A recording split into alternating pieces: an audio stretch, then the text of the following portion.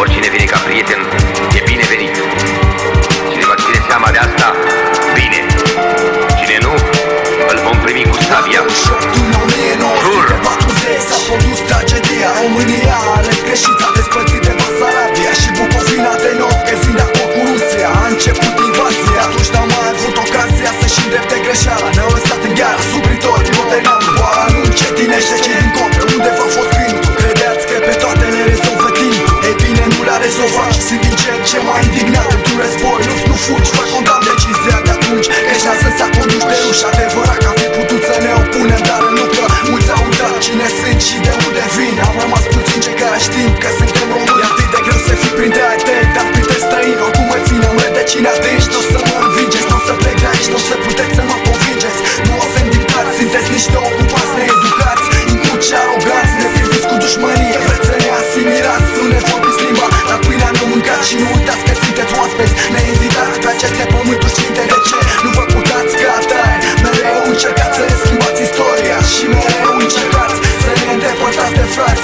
Nu sunt asta motive destule ca să fim supărați. Aici, un război fără săbii și soluții. O să ne acopere Carpații și frații, lupta dintre nații. Vorbesc în numele unei generații noi ce s-a săturat pâine peste cap de voi și vrea acest gură. De asta pornim acest război. O să ne acopere Carpații și frații, lupta dintre nații. Vorbesc în numele unei generații noi ce s-a săturat pâine peste cap de voi și vrea acest gură. De asta pornim acest război.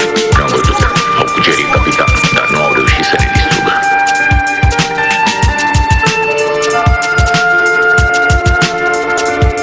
Nu sunt împotriva rușilor, dar sunt contra tendinței voastre de contopire prin intermediul de politici agresive, de urmărire, înregistrare și control, iar ulterior de nimicire prin înlocuire. Nu cred că e o crimă și strig mândru și tare că sunt de origine latină, dar sunt privit fără stimă. O parte din vină, o poartă moldovenii prostiți, căzuți sub influența unor comuniști împiți. Nu vine să cred că ați pierdut ce este bun în voi. Cum oare ați putut să vă vindeți pe gunoi? O gloată de impuls nu sunt semne să știți. Mai bine să vă treziți și să vă arătiți, fiindcă odată vom fi uniți și atunci nu vom mai putea fi opriți. Gândiți, poate hotărâți să nu mai dormiți în somnul cel de moarte. E timpul de trecut la fapte, viață în libertate sau moarte, altfel nu se mai poate. Și eu aș fi vrut să mă înțeleg cu ei, dar nu înțelegerea de la stăpân la sclav, ci înțelegerea între oameni care se prețuiesc. O să învățăm să ne prețuiască.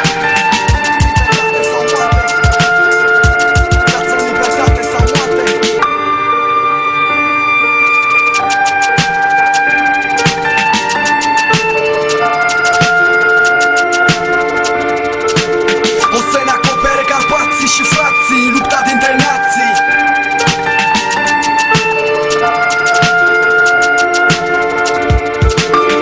Războiul acesta e al întregii nații române. Ea a pornit. Era dreptul ei să